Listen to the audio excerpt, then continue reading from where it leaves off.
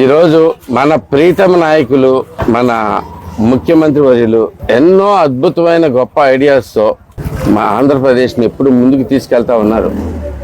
అలాంటి వ్యక్తి నుంచి వచ్చిన ఒకానొక గొప్ప ఐడియా ఈ శ్రమదానం. ఈ శ్రమదానం అంటే మెయిన్గా ప్రజలు ప్రభుత్వంతో ఏకమయ్యి అందరూ కలిపి మనమంతా మన చుట్టుపక్కలంతా బాగు చేసుకుంటానికి కానీ, మనకు అవసరమైన విషయాల్లో మనమైనా కానీ శ్రమదానం చేసి చుట్టూ అంతా బాగు చేసుకుంటాం అనే కాన్సెప్ట్ చాలా బాగా నచ్చింది నాకు. ఆయన మానసిక పుత్రిక ఇది. ఈ శ్రమదానాన్ని ఇలా ఎందుకంటే ప్రస్తుతం ఆర్థిక పరిస్థితి చాలా దారుణంగా ఉంది.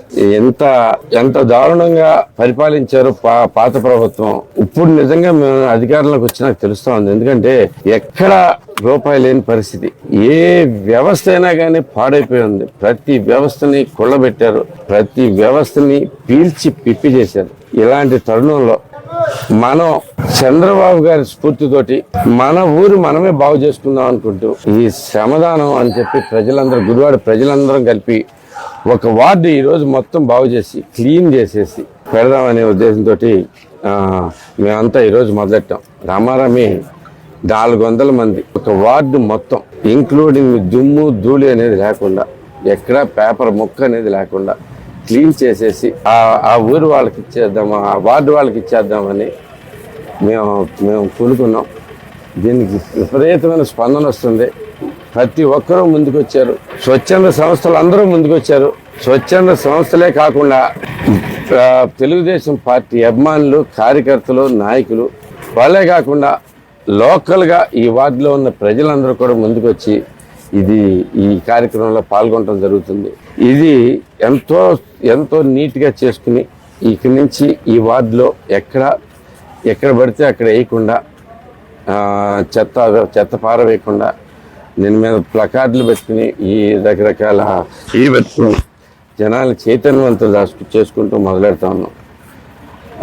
ఇలాంటి మంచి కాన్సెప్ట్ని, శ్రమదానం అనే కాన్సెప్ట్ని ప్రజలకి అందించిన చంద్రబాబు నాయుడు గారికి మరొకసారి ధన్యవాదాలు తెలియజేసుకుంటూ, ఈ శ్రమదానంతో ప్రతి వారం 2 వార్డులు క్లియర్ చేసుకుంటా మొత్తం గుడివాడలో ఉన్న 36 వార్డులు క్లీన్ చేసేసి అందరికీ ఆ వార్డు ప్రజలకి అప్పచెప్పుదామనే ఆశతోటి మొదలెట్టడం ఈ ప్రోగ్రాం. చాలా అంబిషియస్.